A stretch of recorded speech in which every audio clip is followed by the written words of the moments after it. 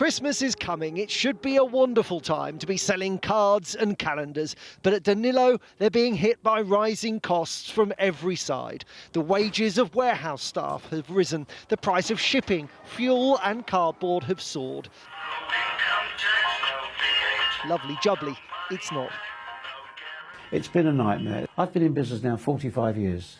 And I've seen lots of different problems, inflation, interest rates rise, etc., etc. But I've never seen production problems like we've had this year and distribution problems.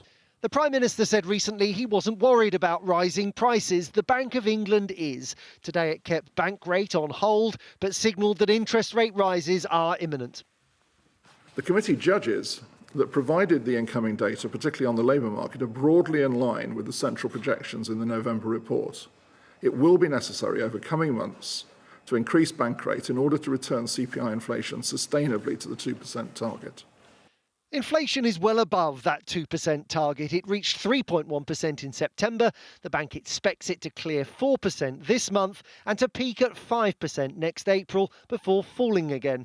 High inflation is slowing growth. The bank thinks the economy won't now return to its pre-pandemic size until the beginning of next year, and it's squeezing living standards. Real post-tax incomes are forecast to fall next year and in 2023.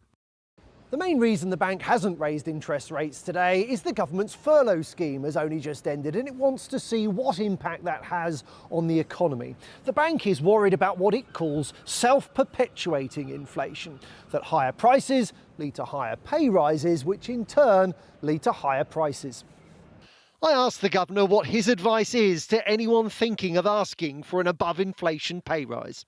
I would say that for the benefit of the economy and the country as a whole, I'm afraid we do have to avoid that, and so I would urge caution on that front. Markets expect bank rate to reach around 1% by the end of next year. Can you understand why some of our viewers feel very concerned about it? Of course I understand why your viewers worry about that, because it obviously is an extra cost. It reduces their overall well-being, their overall income position. And we will only do it if we feel that it is necessary.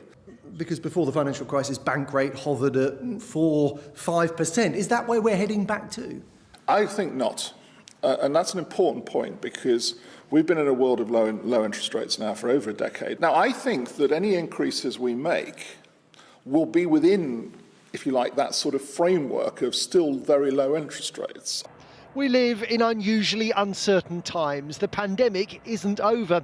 The bank is sitting on its hands for now, but it's also signposting what is likely to happen next. Joel Hills, News at 10.